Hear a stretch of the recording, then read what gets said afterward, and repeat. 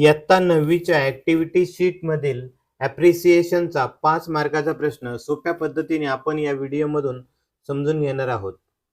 Appreciation लिहिताना आपण प्रथमतः टायटल लिहितो. आपल्याला दिलेल्या कवितेचे टायटल आहे वॉक अ लिटल स्लोवर. हे ॲक्टिव्हिटी शीटमध्ये दिलेले असते.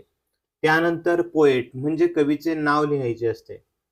ते कवितेच्या शेवटी असते. या कवितेचे पोएट अननोन आहेत म्हणून पोएट ऑथर अननोन असे आपण लिहू शकतो.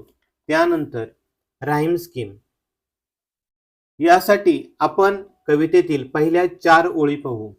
राईम स्कीम ही यमक जुळणाऱ्या शब्दांवरून ठरवली जाते म्हणून प्रत्येक ओळीतील शेवटचे शब्द पाहू. पहिल्या ओळीतील शेवटचा शब्द डॅडी आहे.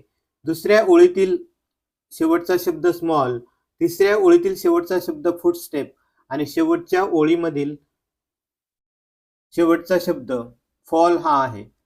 प्रत्येक ओळीतील शेवटच्या शब्दासमोर इंग्रजी वर्णमालेतील अक्षरे म्हणजे ABCD इत्यादी क्रमाने लिहायचे असतात.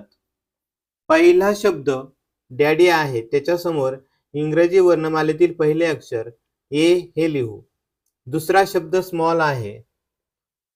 तो जर पहिल्या शब्दाशी म्हणजे डॅडीशी यमक जुळला तर A हेच अक्षर लिहायचे असते.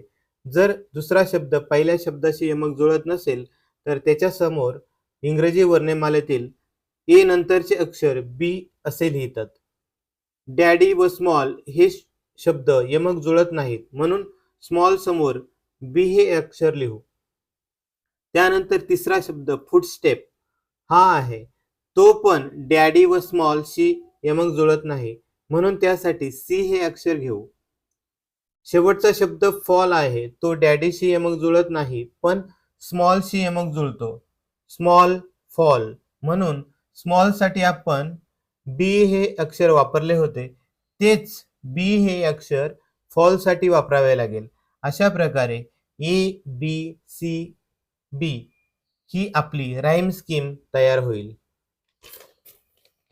फिगर्स ऑफ स्पीच म्हणजे अलंकार.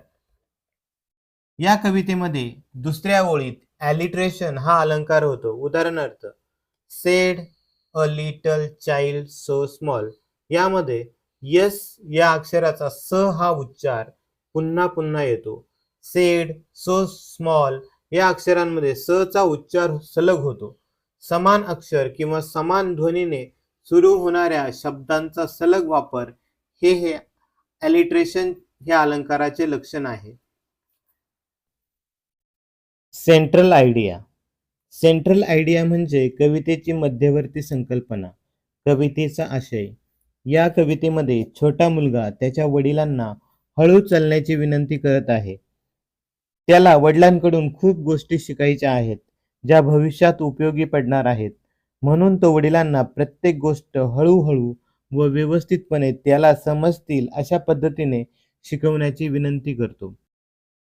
In this poem, child requests his father to walk a little slower because his father is his role model.